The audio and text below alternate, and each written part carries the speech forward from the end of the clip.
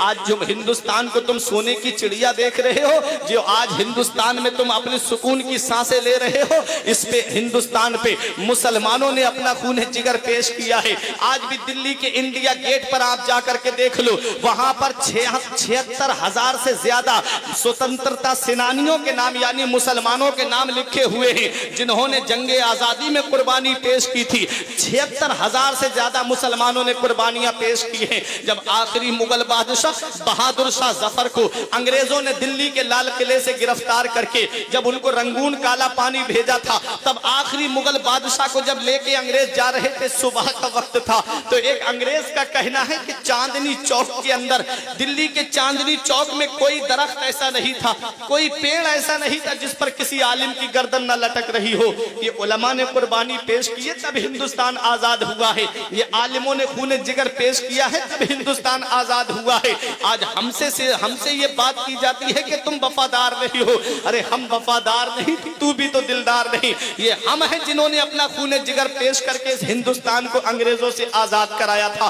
कभी कर्नाटक से मैसूर के अंदर जाकर के देखो, शेरे मैसूर जिनका नाम टीपू सुल्तान है। अली नगर के जिंदा दिल मुसलमानों, आज मैं तुम्हें बहुत तहकीकी बात बता के जा रहा हूँ, हो सकता है आज तक आपने ना सुनी हो। ये जहाज जो आप देख रहे हो, ये हवाई जहाज जो आप देख रहे हो, ये सबसे पहले किसने बनाया था? ये किसी और ने नहीं बनाया था, बल्कि मस्जिद कुर्तुबा के अंदर बैठ करके इस्लाम के अजीम मुहक्किक जिनका नाम हजरत अब्बास बिन फरनास है, सबसे पहला हवाई जहाज उस शख्सियत ने बनाया। ये एक मुसलमान ने बनाया और वो जहाज उड़ा भी, 7-8 मिनट तक उड़ता रहा। लैंडिंग के वक्त क्रैश हो गया, उतरते वक्त। और ये कहां से तसव्वुर लिया? ये कुरान से पढ़ करके तसव्वुर लिया और परिंदे से तसव्वुर लिया कि परिंदा जो फिजा में उड़ता है, उसे जो फिजा में मेंटेन करने वाली चीज है, फिजा के अंदर जो मेंटेन करने वाली चीज है, वो उसकी पूंछ है। पूंछ अगर ना हो तो परिंदा गिर जाएगा। पूंछ की वजह से परिंदा फिजा में मेंटेन रहता है। पहला हवाई जहाज जो बनाया गया था, उसकी पूंछ बनी हुई नहीं थी, इसलिए वो उतरते वक्त गिर गया। हजरात, ये सबसे पहला बनाया किसने था? ये एक मुसलमान ने बनाया था। ये जो कागज आप देखते हो, ये सबसे पहला कागज किसने बनाया था? ये भी एक मुसलमान ने बनाया था। मस्जिद कुर्तुबा के अंदर हजरत यूसुफ बिन अम्र उनका नाम है। सबसे पहला कागज रुई से उन्होंने बनाया था। रुई से सबसे पहला कागज बना। आज कागज किससे बनता है? आज दरख्तों से कागज बनता है, आज पेड़ों से कागज बनता है। पेड़ों को बारीक काटा जाता है और उसको मशीन के अंदर डाल करके उसको बारीक पीस दिया जाता है, फिर केमिकल लगा करके कागज बनाया जाता है। और जब कागज तैयार हो जाता है तो उस पे अपने अपने हिसाब से उस पे लिखाई होती है। किस कहीं पर छोटा आ बड़ा आ लिखा होता है, कहीं ABCD लिखी होती है। अब मैं आपसे पूछता हूं, एक बच्चा है जो स्कूल पढ़ने के लिए गया, उसने शुरुआत कहां से की?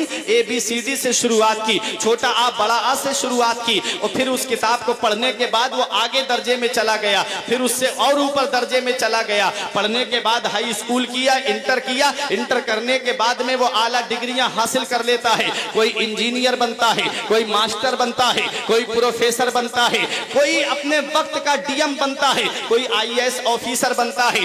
पढ़ा किससे? छोटा आ बड़ा आ ABCD से उसने शुरुआत की थी। अब उस किताब का क्या हुआ? वो किताब जो है वो घर के अंदर रखी हुई थी। बाप ने उस किताब को उठाया और भंगार वाले के हाथ में बेच दिया। भंगार वाले ने उस किताब को ले जाकर के दुकानदारों के हाथ बेच दिया। अब दुकानदारों ने क्या किया? उस किताब को अपने साइज में काटा। किसी ने उस पे समोसा रख करके बेचा, किसी ने उस पे जलेबी रख करके बेची, किसी ने उस पे ब्रेड पकौड़ा रख करके बेचा। ये आपके जहन के मुताबिक बात कर रहा हूं। देखो, एक किताब वो है जिस पे छोटा आ बड़ा आ लिखा हुआ है। आज वो किताब समोसा खाने के बाद में उस किताब का बरका फेंक दिया जाता है। कोई उस बरके को जेब में नहीं रखता है, बल्कि उसको फेंक दिया जाता है। अब जिसने डॉक्टर बनाया वो नाली में पड़ा हुआ है, जिसने IAS ऑफिसर बनाया वो नाली में पड़ा हुआ है, जिसने मास्टर बनाया वो नाली में पड़ा हुआ है, वो कागज नाली में पड़ा हुआ है। और बनने वाला AC रूम में रहता है, बनने वाला iPhone चलाता है, बनने वाला फॉर्च्यूनर कार से घूमता है।